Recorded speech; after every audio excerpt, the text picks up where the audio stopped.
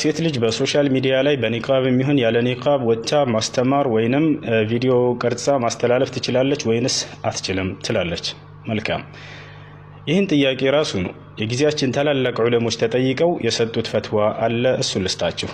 ታላቁ ዓሊም الشيخ محمد بن صالح العثيمين رحمه الله تعالى والشيخ العلامة صالح الفوزان حفظه الله تعالى እነዚህ ታላላቅ ዑለሞች ኢብኑ ዑሰይሚን እና ሷሊህ አልፈውዛን የተባሉ በዚህ ጉዳይ ላይ ተጠይቀው አትችልም በፍጹም ብለዋል።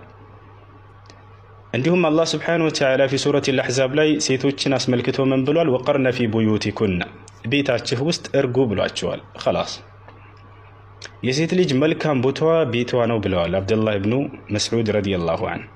ስለዚህ አላህ Subhanahu Wa Ta'ala እንደዚያ ላይ ያዘዛት። እንዲሁም የነቢያችን ሰለላሁ ዐለይሂ ወሰለም ሚስቶች ያስተምሩ ነበር። ነገር ግን ሲያስተምሩ የነበሩት የት ነው? እዛው ቤታቸው ውስጥ። እናታችን አይሻ ታስተምር ነበር ሰዎችን ቤቷ ውስጥ ሆና ነበር ስታስተምራቸው የነበረው። ልክ የቁርአኑን መሰረት በመከተል ቤታቸው እርጉ እንዳለው ማለት ነው። ቤቷ ውስጥ ሆና በግርዶሽ ተከልላ ነበር ስታስተምር የነበራቸው። ግልጽ ነው አይደለ? ፋጢማ ብንት አልዓጣር አልበግዳዲያ የምትባል ታላቅ ሴት ምን አለች? ስለ እርሷ ወንድሟ ሲናገር ምን አለ? እህቴ ፋጢማ በህይወት ዘመኗ 3 ጊዜ ከቤት ወጣለች፣ ከዚያ ውጭ አታውቅም አለ። ያም አንደኛ ስታገባ ጊዜ አለ፣ ሁለተኛ ሐጅ ልታደርግ ባለች ጊዜ፣ ሶስተኛ ስትሞት ጀናዛዋ። እንዲሁም ሰውዳ የምትባለው የነቢያችን ሰለላሁ ዐለይሂ ወሰለም ሚስት ልክ በዚሁ መሰረት ነበረች ይባላል። ግልጽ ነው አይደለ?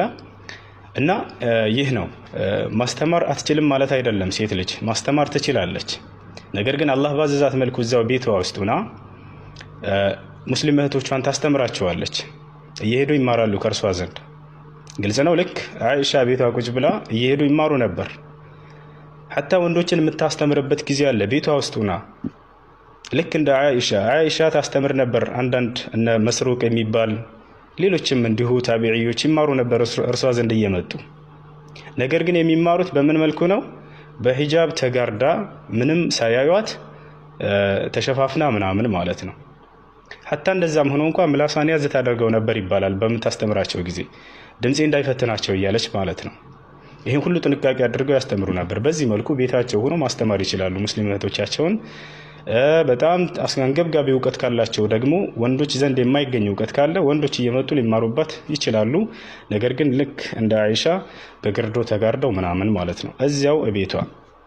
በሚዲያ ላይ ኢብኑ ዑሰይሚን ፈውዛን ተጠይቀው አይቻልም ብለዋል። አሰላሙ አለይኩም ወራህመቱላሂ ወበረካቱ።